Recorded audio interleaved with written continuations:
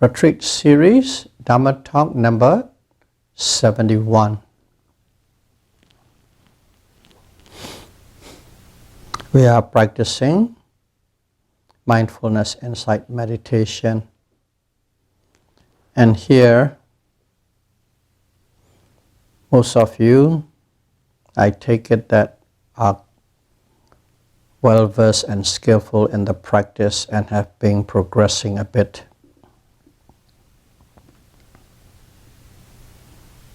At this stage, you observe in pairs, nama and rupa, mind and matter, along with their causal relationship. When events are taking place in sitting, standing, walking, and lying down, all four postures.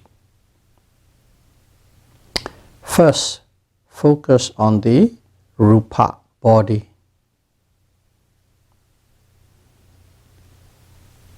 And gradually, nama, the mind, intention, will become obvious.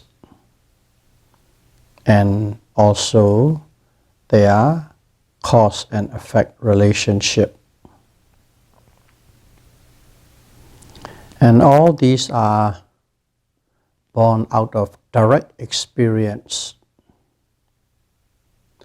of the ultimate reality, through specific characteristics of mind and matter, sabhava lakkhana, specific characteristic. By experiencing directly, you will come to that kind of a observation stage.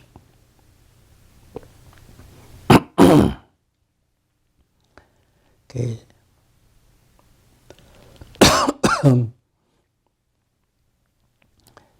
Using sitting and walking as a tool, we have discussed quite a bit. Let's try and discuss on a lying down posture.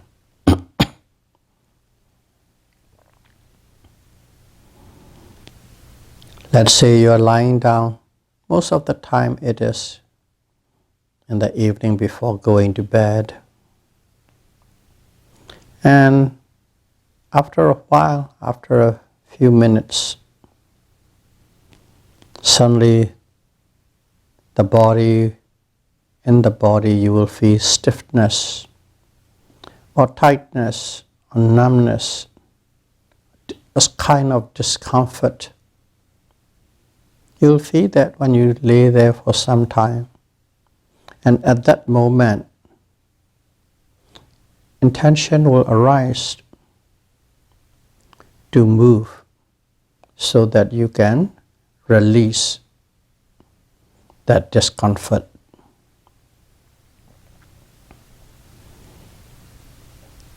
And once that intention arises, what happens? The body moves. You change into a certain position.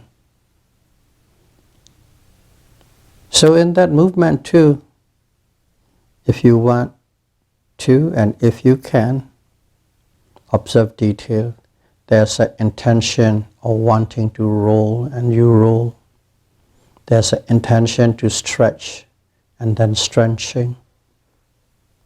And then there's an intention to bend, bending.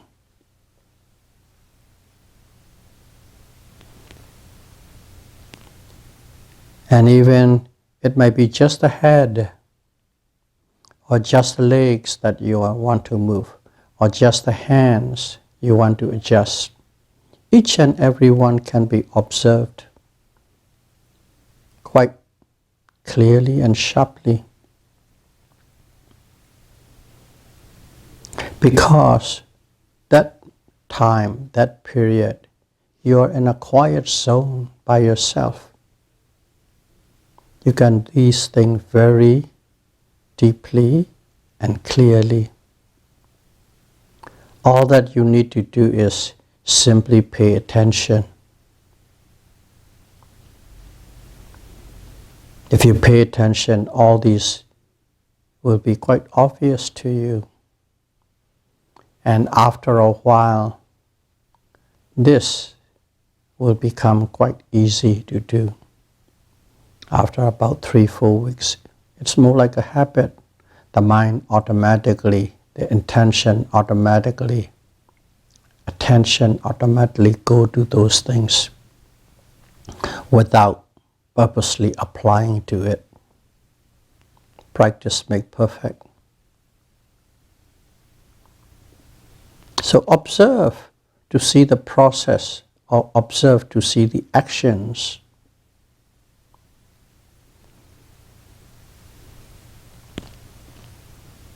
In pairs, both mind and body, and their causal relationship.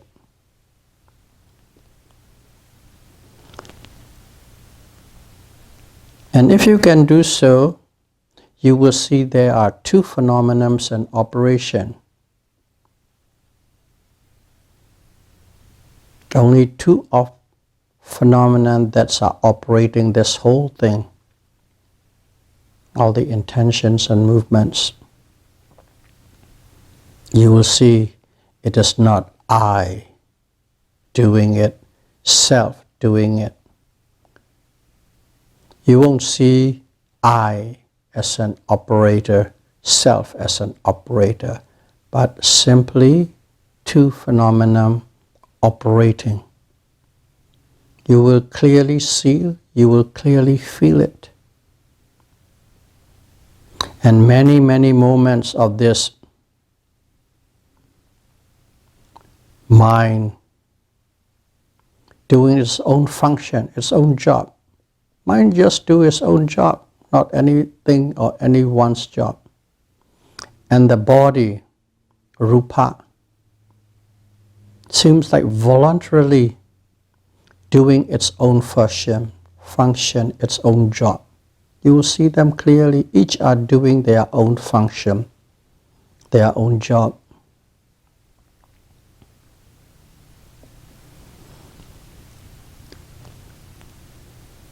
Along with that, along with the body doing its own job, in there you will feel, you will see heaviness, lightness, stiffness, softness, etc., etc. You can also experience these things. All these things that I just described are specific characteristic, or you can call it natural characteristic as well. Specific or natural characteristics of mind and matter that you are experiencing in this lying down position. All that you need to do is pay attention in that quiet moment. And if you have those kind of experience and those moments, and all these precise moments, you are free from the self-concept, concept of self, concept of I. You are free from it. You don't have to think, analyze, or apply or label it. You are simply free from the concept of self.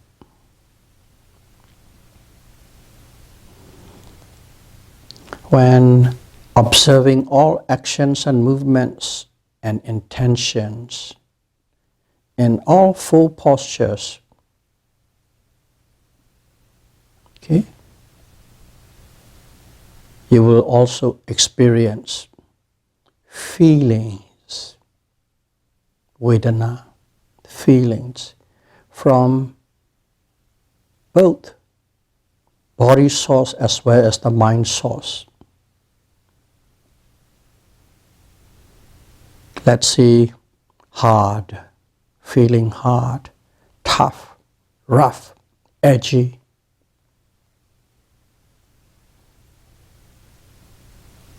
In scripture it's called earth element. hot flashes, cold chills running down your spine. That's a fire element. Stiffness, tension, tightness, movements. All these things are wind elements. Sticky, sweaty, tears. They are water element. All these specific by name that I mentioned, they represent bad sensation and bad feelings. Okay. Such as, you will call it numbness, or in extreme case, unbearable pain, exhaustion. These are dukkha, obvious suffering. Numbness, extreme pain, unbearable pain, exhaustion. They are obvious dukkha, or dukkha, suffering. And these are called dukkha vedana. In English, unpleasant feeling. All these things that I just mentioned, they are unpleasant feeling. But you don't have to label unpleasant feeling hard as hard, chill as chill, exhaustion as exhaustion. That's it. But they are all dukkha vedana, unpleasant feeling. And they arises due to the disbalance of the 4 elements in your body. Disbalance of the earth, wind, fire, and water elements in your body. Then these bad sensations and feeling arises.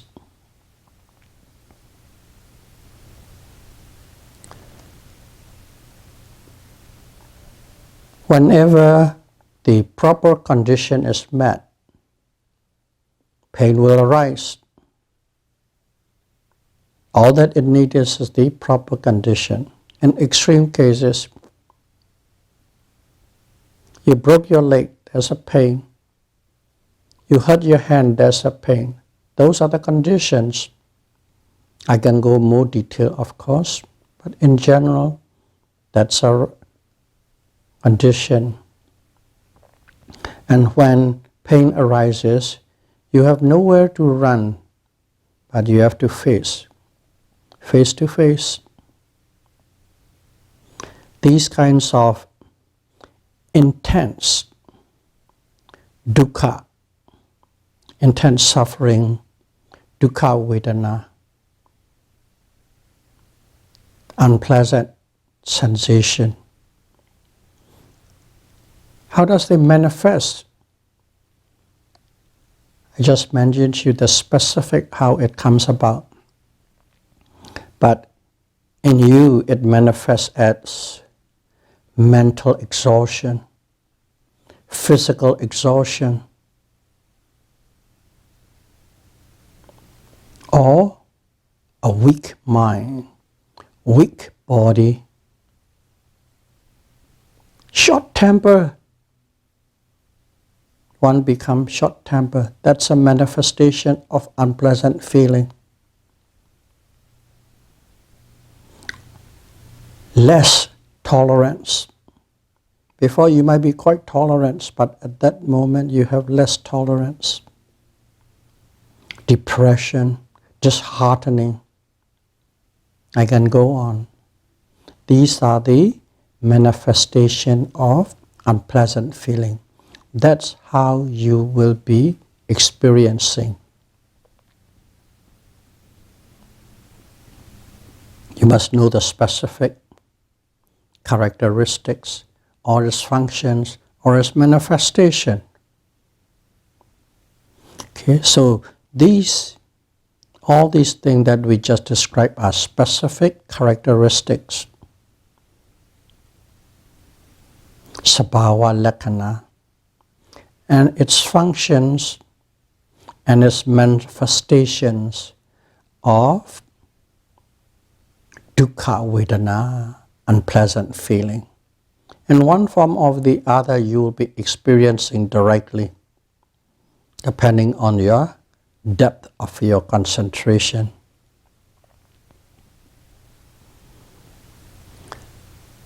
These unpleasant physical sensations are rupa Dhamma, okay? Dhamma of the body. And experiencing those rupa Dhamma, experiencing those things is the nama Dhamma, Dhamma of the mind.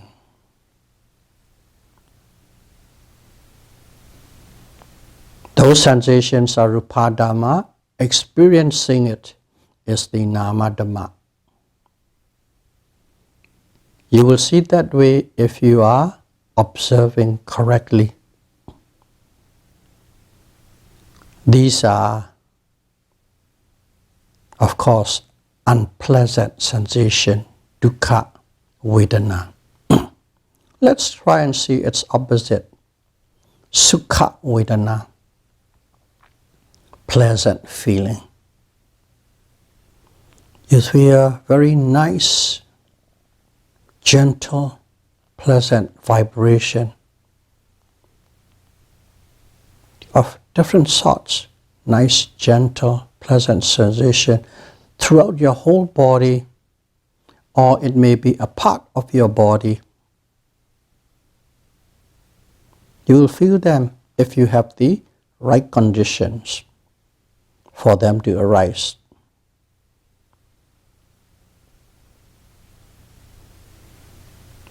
Or to understand in a different way, let's say you can imagine on a very hot, sweaty summer days, suddenly a cool breeze blown and you feel very good, the feeling of the cool breeze. That's a physical example. But in your meditation, there's no breeze, there's no hotness, but you will feel like that, as if you are experiencing a cool breeze on a hot, sweaty summer day. That kind of feeling. Or you might feel a very warm feeling. To put an example, you come out of the below zero temperature, really cold, just come in. And then you sit in front of the fireplace, feeling, oh, so good, so warm. That kind of feeling, a warm feeling on a chilly day.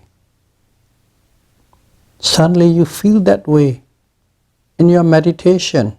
At that moment, that's how you are feeling it. Sometimes you feel very light, as if you are even floating. Especially elderly people will experience more. All the bodies hold stiff and tense and really painful.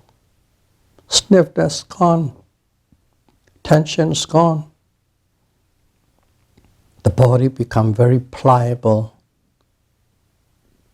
and malleable. And there's the whole body, sometimes you see sense. There's not a movement, not even a twitch, not a single vibration in your body. And also the mind.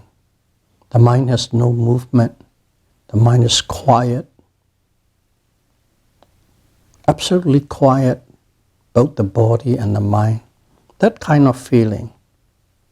Those are sukha vedana, pleasant sensation. You will experience in your meditation when the right conditions are met. And all these things that I just mentioned are the characteristics of pleasant sensation, characteristics of pleasant, refined feeling, sukha vedana. This sukha vedana, pleasant feeling, arises from the contact with the body sensitivity. Okay, we have body sensitivity, and these feelings come in contact with the body sensitivity. These feeling vibrations are itself is one matter rupa. Body sensitivity is another rupa. They will come in contact. And all these sukha vedana, pleasant sensation, how do they manifest? In other words, how do you perceive it? When you feel joy, you're glad, you feel joy, you feel happiness, you feel the mind is very fresh, the freshness in the mind. Those are the manifestation of these pleasant feelings.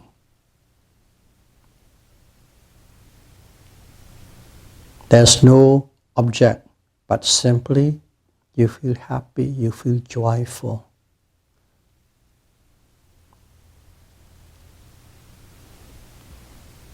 Because of these sukha vedana are taking place. Both pleasant and unpleasant body sensation and mental feelings are very distinct and evident to observe.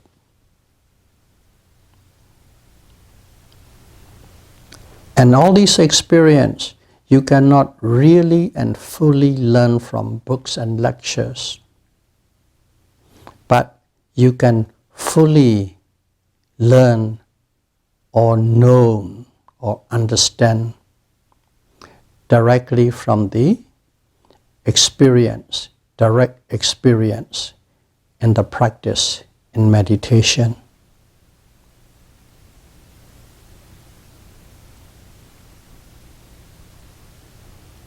That is sukha vedana. Characteristics, functions, and manifestation. And then we all know there are 6 external sense objects. And correspondingly, there are also 6 internal sense bases. The 12 bases, we call it. And then 6 types of consciousness. Altogether, we also call 18 elements. Okay. Whenever these corresponding 3, external, internal, and consciousness, come in contact,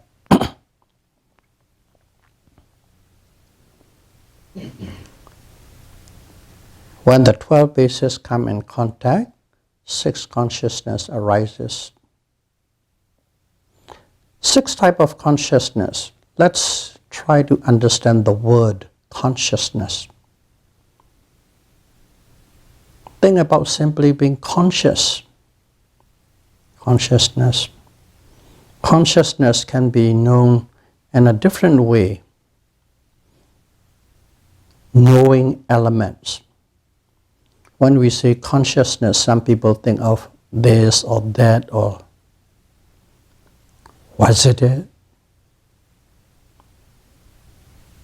It is an element that knows, knowing elements. Just like motion detector. Whenever there is a motion goes within that range, it knows the motion. That's it. That is the elements. Motion detecting element that knows the motion. Just like this, consciousness is a knowing element. Or another word, we can call it knowing phenomenon. A phenomenon in which there's knowing. That's consciousness. Or you can call it experiencing phenomenon.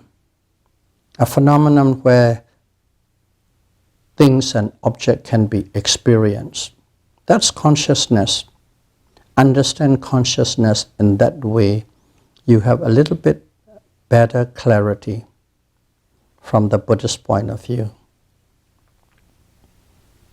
Knowing element, knowing phenomenon, experiencing phenomenon. There are 6 types. Those will arise whenever the 12 sense bases are there. They all arise together. Okay, let's use an example so that we have a clearer picture. Let's use as hearing, the word hearing. Whenever hearing takes place, there must be a very distinct external object. What is the distinct external object? Sound come from outside. We call it external object because it comes out of the body. But there's also internal object. Internal object is a sound that comes from inside the body. The sound in the stomach. Or throat clearing, sneezing, coughing. Those are sound, internal sound. And there's the external sound. That sound is a rupa, materiality. And when those sounds strike the internal sense basis, this case it's ear. Those sounds strike the ear. Most specifically it's the eardrum and the little hair and turner inside your ear. When the sound strike this internal sense basis, hearings happen, hearing arises. Okay. You can simply call one word hearing. More complete word is called hearing consciousness arises. Hearing arises or hearing consciousness arises. Or you can call it knowing phenomenon through ears arises. Knowing phenomenon of the sound through ears arises. The meaning of these 3, external object, internal sense basis, and the corresponding consciousness. The meeting of those 3 is called phassa, mental contact. And whenever there's a mental contact, suddenly, if it is a beautiful sound, pleasant feeling arises. If it is an ugly, irritating sound, unpleasant feeling arises. That's simply a strict mathematical formula, just like that. So, if you look at in this process, you can identify 3 things: external object, internal sense space, and the corresponding consciousness. You can accurately identify or know or see in your meditation. But if we don't have the practice, if we have lack experience in meditation, lack of understanding, experiential understanding, that lead us to think as I hear,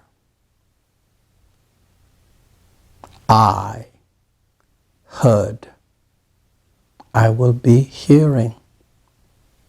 That misunderstanding, that ignorance lead us to think of the concept of atta concept. Automatically it happens. You don't need to dissect. So at the point of hearing, this mind and body, body, physicality. What's a physicality? In that physicality, in that body, or in that matter, sound is the domain of consciousness. Sound is the domain of consciousness. Ear is the place of contact or the bridge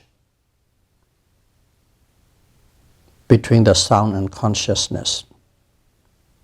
Place of contact or act as a bridge. That's a sense space.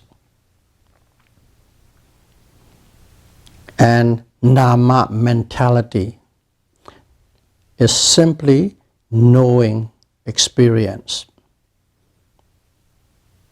Knowing experience, knowing phenomenon. And they are all very obvious in your meditation. Obvious and evident objects to observe. And at that time, the practitioner will be aware of something or one thing. It might be acutely aware of the sound wave vibrating in the ear. The focus is on the sound wave vibrating in the ear, which we also call it striking element, the sound. And also, you might be acutely aware of the ear. It's in the ear. The focus is on the ear. Connecting point. You might be acutely aware of it. That is a receiving element. Sensitivity. Or you might be more focused and acutely aware of the phenomenon of knowing. You know that you know. Something like that. Phenomenon of knowing the sound. Or hearing consciousness. Or it's also called igniting element. One or the other, you'll be more acutely aware than the others. If your concentration is good and sharp. And hearing arises when all these conditions are met. Nothing can arise without a required set of conditions. Nothing can arise without it. It's all due to the required sets of conditions. Those are not created by any creator or the powerful being. Simply a phenomenon, simply a process. Whenever the conditions are met, it arises. Eventually come down to the so-called consciousness, hearing consciousness in this case. So the same principle you can apply it to seeing consciousness, smelling consciousness, tasting consciousness, touching consciousness.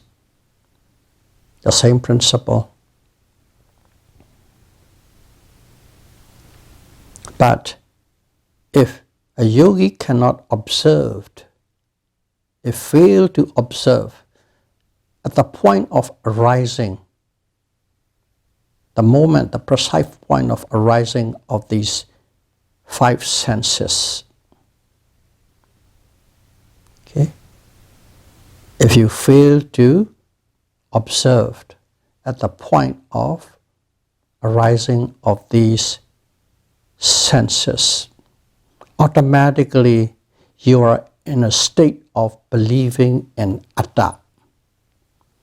You are in a state of believing in self and I. Basically atta. You don't have to think, I believe in atta, I believe in soul. You don't have to say utter, scream, claim. Simply, if you fail to recognize these sets of condition, you are in a state of believing in atta, or the concept of atta. This concept of atta cannot be abandoned intellectually. Only when you come face to face with the process, with the sets of three, striker, receiver, and igniting element. When you encounter those three, in every observation, repeatedly, again and again and again and again, you can eventually eradicate this concept of atta. Intellectualization would not do for this job. In our everyday modern education system, okay, it always goes from schools and university, from theory to practice. First of all, you learn the theory and then you practice. But in mindfulness insight education, and here is from practical experience, we go to concept or theory. Totally reverse from our modern education system. From practical experience, and you will have your own concept or theory based on the facts. It's reverse of the system that we are learning. If one knows the answer of this mind and matter ahead of the practice, you are very well read, you study, you have a sharp mind, you can understand everything is written in the book. Okay? If you know the answers of mind and matter ahead of the time, what will happen is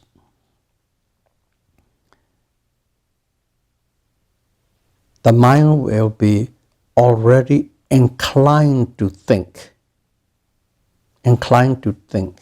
the answer, and maybe you'll be getting the suggestive answer. You've been suggested before and you are going in that direction, and the answer is a suggestive answer, not a true experiential answer. That could happen. In fact, it happens quite often. And people who think they are enlightened with the suggestive answer, it will be very difficult to straighten them.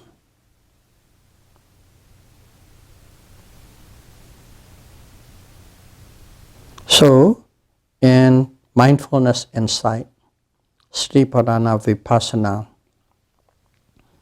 one must follow how to instruction precisely.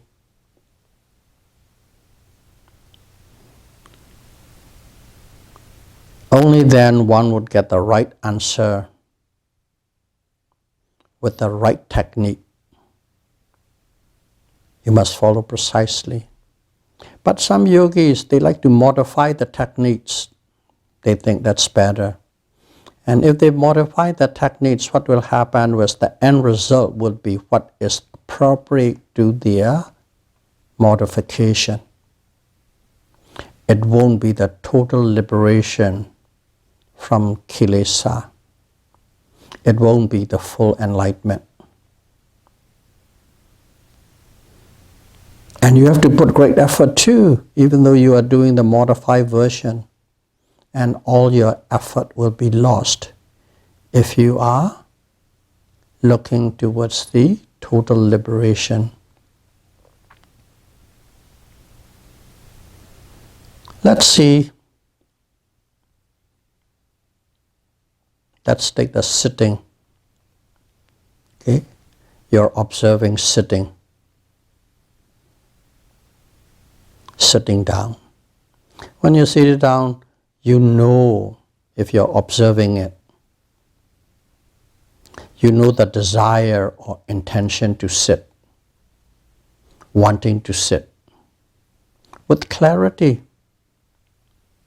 if you're really observing, wanting to sit, desire to sit, very clearly, just pure intention by itself. And then also you will know every little stages of movements in the physical sitting process. Move, move, move, move, move, move. And also associated mental qualities of the movement. Associated material qualities of the movements. You will know them in detail. That is, if you are doing the sitting, observing, mindfully, meditating. That's what you're doing in retreat. And of course, you all know we have to report. And when you report, just simply report that. That's it. What is report that? That's it, mean the ultimate reality that you experience to the teacher. No more, no less. Don't add it on, don't subtract it. Do not report your interpretation of your experience. Do not report the projection of your experience. As soon as you report the interpretation and projection of your experience, it becomes concept. The other ones are pure fact, direct experience. That is the ultimate reality, paramattha. The projection and interpretation is concept, viññāti. So what you observe and directly know is ultimate reality, paramattha. And after a thorough and direct experience, right at the point of arising, okay, and repeatedly, and only then you may project those experiences to other sittings. This is what you are experiencing at that moment. Those sittings before is like this, and the sitting after will be like that as well. But that projection comes only when you become thorough and skillfully understood the sitting process. You may do that at that time. Because many yogis experience what we just described once or twice.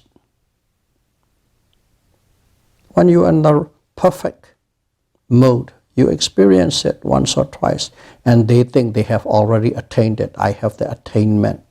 I have the enlightenment. I am in this insight level and at that insight level. Most of them tend to think that way because of their experience. I am Sankharupakkhanyana stage. But whatever stage, whatever experience you are experiencing, you must become really skillful at it, thorough at it, mature with it. Only then you can claim or you can say, I have this insight. Only then you may claim that you have that insight.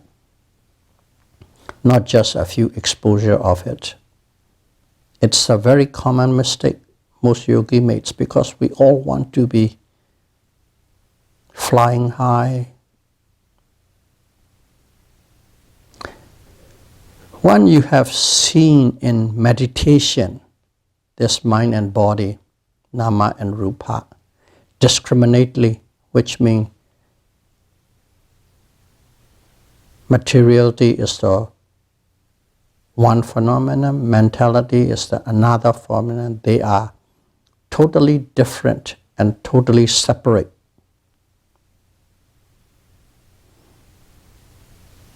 And then you will have no more confusion about their separateness and difference.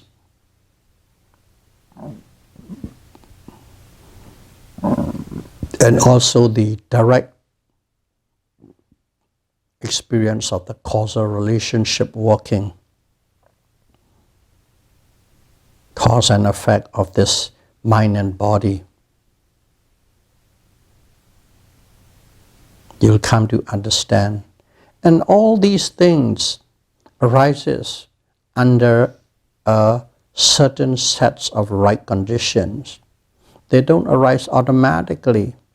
You have to have a right condition to experience these things. Discriminately, awareness of nama and rupa, causal relationship of nama, rupa, and so on and so on and so on. Only when you have achieved the right condition in meditation, you will experience them. And if you don't have those knowledge, if you don't have those direct experiential insight knowledge, you will tend to think or you will tend to believe in the theory of atta or in the theory of a creator, because we have to have an answer. So we throw it into the unseen, all-powerful creator. It solves everything. But here, you can figure out, you can experience yourself. At that point, a yogi will see, oh, wanting to sit, that's an intention. And that intention is the cause. And all the movements and manners of sitting is the effect. Whenever you sit, you see and you understand very clearly. When you have that, even in a normal day, walking around, sitting, standing, you know, you feel that intention, mentality, and sitting process, sitting movements, physicality. Pay attention every time you sit, every time you stand throughout the day.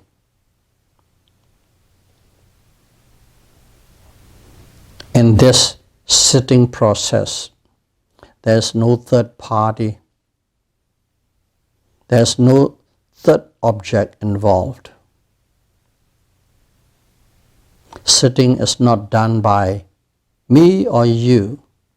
Sitting is not done by self or a soul, or it's a fate or destiny. simply sitting is prompted by intention.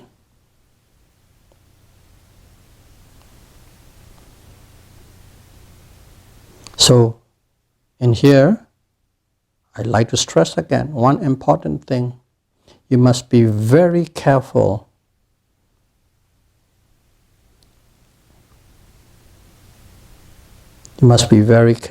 when observing this process. It must not arise out of analytical power, logical thinking, or reflection. These understanding must not arise out of analytical power, logical thinking, or reflection. It must arise, this understanding must arise out of direct experiential knowing of sitting in meditation, in your meditative state. That's something one need to keep it as a formula. Whenever a true and correct knowing arises, how would you know? We'll say, how do I know that is true and correct? When they are arising with a higher frequency,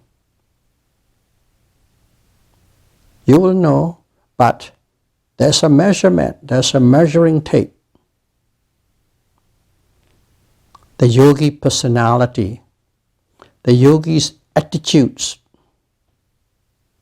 and viewpoints on things, on events, start to change, it transforms.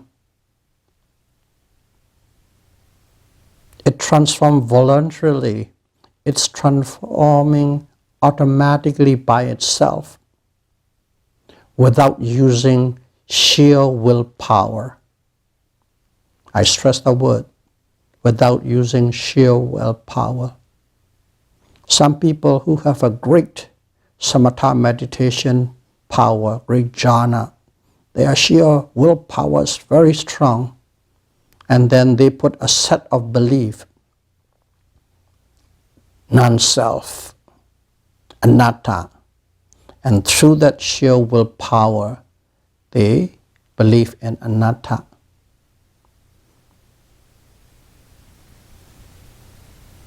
That is a blind faith using the willpower, not from your direct understanding and experiential knowledge. Be careful about that.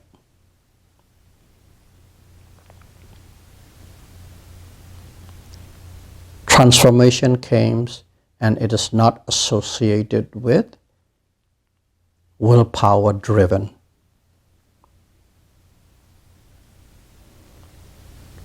Also, all these new values and attitudes and the concept that you have achieved or attained, you will feel that you have no doubt and no confusion.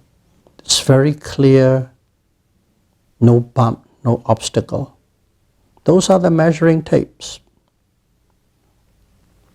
So, to achieve that kind of understanding and transformation, a yogi must follow the instruction of how to practice Satipatthana, Vipassana, mindfulness, insight with precision.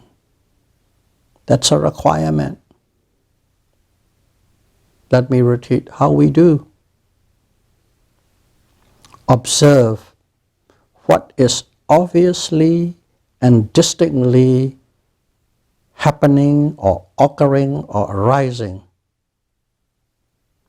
at the present moment with zeal and ardent effort,